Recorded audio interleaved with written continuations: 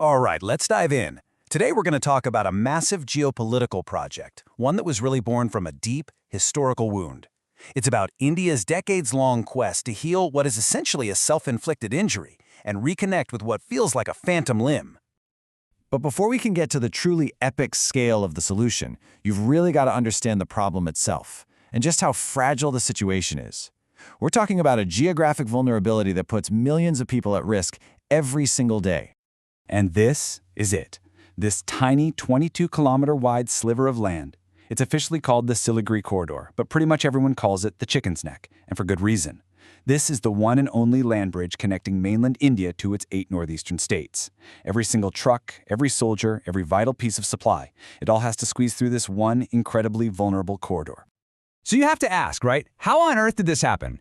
How did the fate of an entire region, home to 170 million people, end up hanging by such a thin thread? Well, the answer isn't on a physical map. To find it, you have to look at a historical one.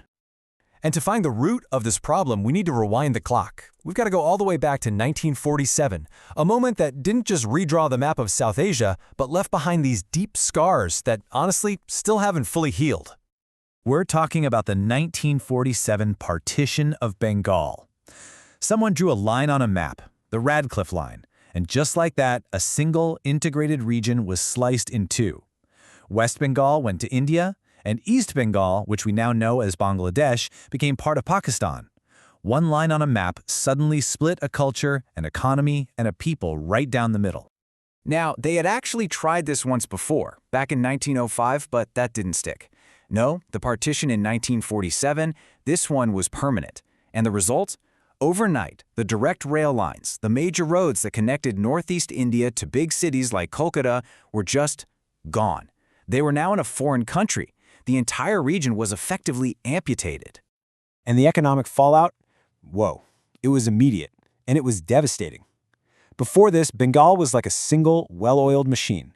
Take jute, for example. It was grown in the super fertile lands in the east, then shipped over to the mills in the west, near Kolkata. After 1947, well, the farms were suddenly in one country, Pakistan, and all the factories were in another, India. The supply chain didn't just get disrupted, it completely shattered. So for decades, India just had to live with this ticking time bomb. But in the 21st century, a really bold new plan began to take shape. The thinking was, if you can't really widen the old, dangerous path, why not just build a completely new one? And that's where the Kaladan Multimodal Transit Transport Project comes in. Yep, it's a mouthful, I know, but the idea behind it is actually pretty simple and honestly incredibly audacious. Create a brand new route to the northeast, going right through a friendly neighbor, Myanmar, and completely bypassing that dreaded Chicken's Neck. And just look at the difference this makes. The numbers are staggering. The old land route is almost 1,900 kilometers long.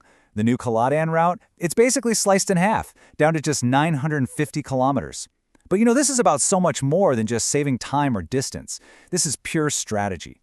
Military planners call it strategic redundancy, a fancy way of saying you have a plan B. If that main route, the Chicken's Neck, is ever blocked or attacked, you have another option. You're not totally dependent on one fragile link. It is quite literally a second lifeline. So how does this whole thing work? Well, it's this incredible 3-part journey. First, goods get loaded onto ships in Kolkata and take a sea route down to the Sitwe port in Myanmar. That's part 1. From there, they're moved onto barges for a 158-kilometer trip up the Kaladan River.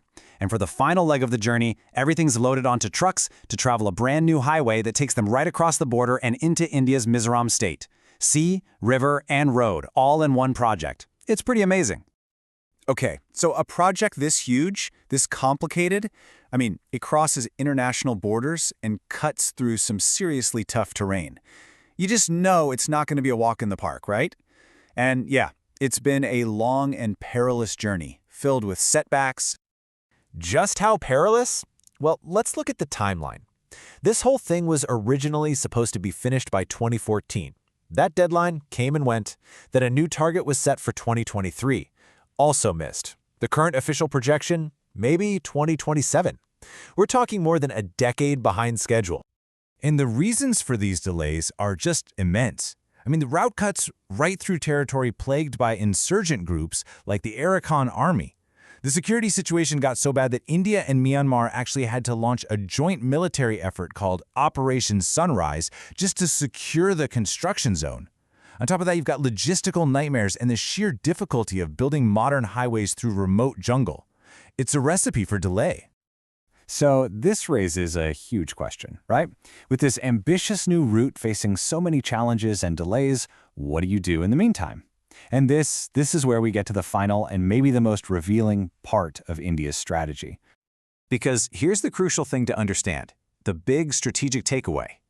An alternative route, no matter how brilliant it is not a replacement for the original. You simply don't abandon your primary lifeline while you're waiting for a backup that could still be years or even decades away from being fully reliable.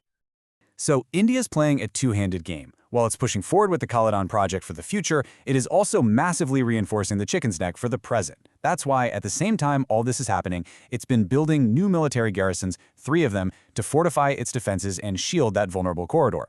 It's a pragmatic move. It's a recognition that hoping for a new route has to be balanced with the reality of the threat you face today. Which leaves us with a final and pretty deep question. India is spending billions on concrete and steel to try and heal a wound that was created by a line on a map 75 years ago. It's this powerful attempt to reattach a phantom limb with infrastructure. But can new roads and new ports truly erase the deep scars of history? It's a powerful reminder that while borders can be drawn overnight, the work of overcoming them, well, that's the project of a lifetime.